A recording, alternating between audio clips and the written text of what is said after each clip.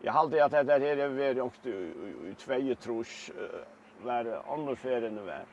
Men sattne i 8 ta leiper nere så det blev slett inte gångt den åren. Så det var enas möjlighet till att affära så från sjönen och det hade så varit lika så igen.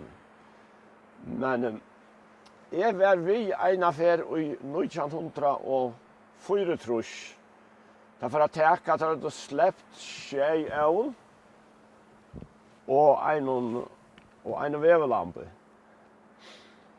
Och om hästet har ju det täcka skulde. Ta för vid når, ta lätt mer till att i 80 unga sig självor men ta lätt mer till att vi ta vara en grönlandsbåt ska vi allt bara för vi. Och här mitten var två är som hade varit i Grönland och vi han kan för Albert och han ska för Frans. Och vi skulle så färra norr efter Diamond och där skulle samtidigt slå kaup eisen här norr. Det helt var otroligt spännande att här för slå kauparna kaupa Men så måste ta färra åren och ta för tullare för klockan 4 om natten och vi så tar från Frosen och vi färra så från klockan 8 om morgonen. Jag hade väl 8 till nog då. Så löser vi från landet. Och här var så en trojbäck vi och eisen.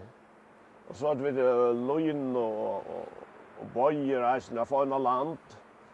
Så fick gå hala kauparna. Det var så lätt att vi har funnit till att ha såna kauper runt förjar så att landstyret lagt inte landstyret kvar så här.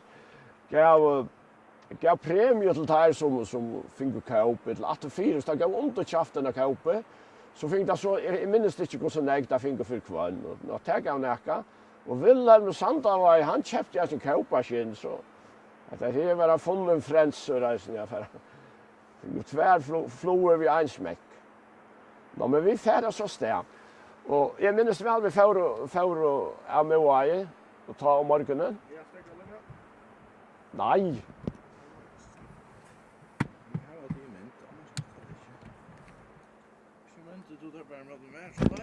Jeg må ta det ene.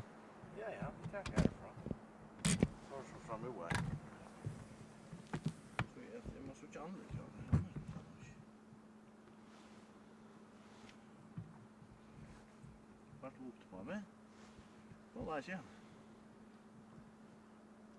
Och så fortell du bara vad jag. Och jag minns gott att vi får och hette i 1904 tror jag. Hette var I oktober månad. Kanske förra parten I oktober månad. Och då vi kom av Kongabrunna, det var Kongabryggen, det var det innaste en sån brygg som var där. Men hette var längst där stora målen kom.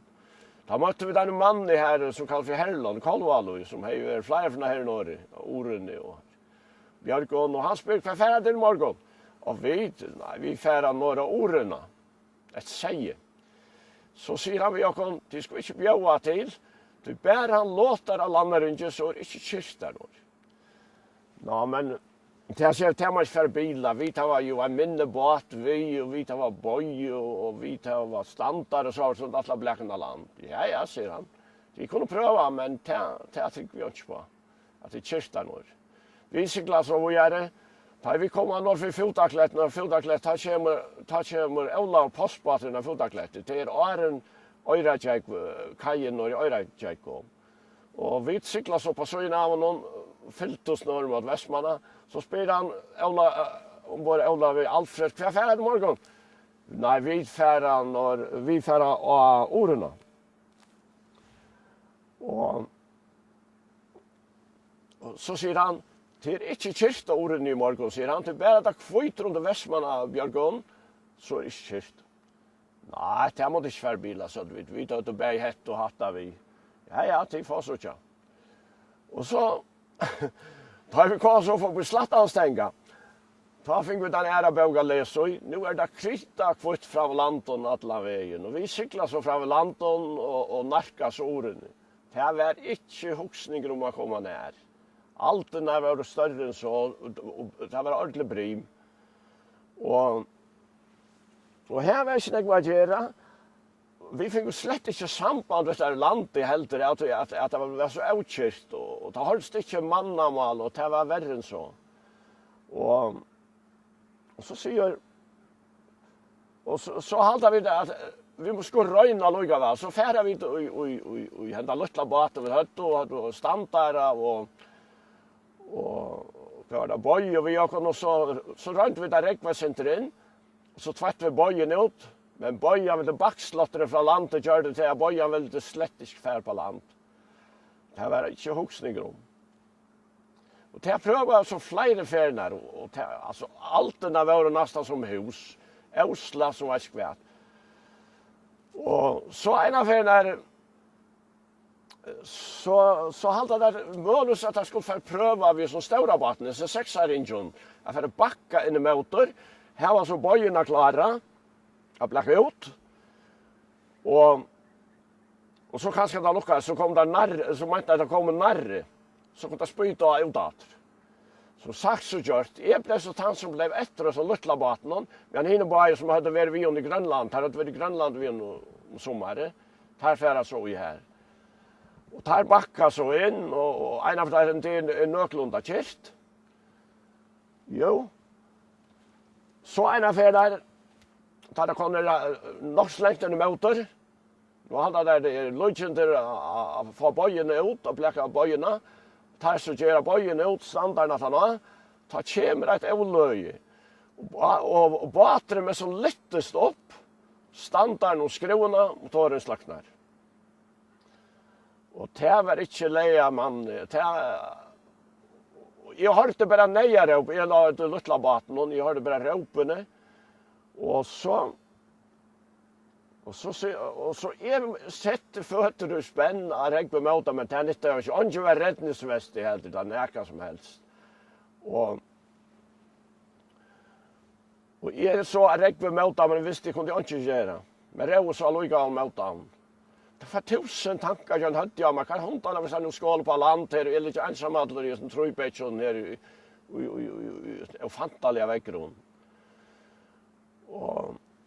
Men det er ferdig så røyna å få motoren gongdator, det er det første. Det koplet ur, starta, og han får gongt først sterk. At han har fortalt det så for mer, at han er en marnamotor, en bensinmotor. Det er plötsligt ångat å starta bare ved inn. Og spytaren bort, eller spytaren av, og kopla av oi, og det var akkurat i Østoløt, og da tria bråtet kom, at Øvløy kom, da kom inn i kjøkkenen, ta for motoren, eller ta kopla av oi, ta kom så mye fram på at han slapp akkurat leiser ut av store altene, til sørste som kom. Nå. Ja. Hei da bort til så der hukte på meg. Ja, jeg vet ikke, jeg ble ikke usikker. Først synes du så skummel ut, så vet du, ja, riktig til. Men at det her... Det sitter helt til at det. Ja.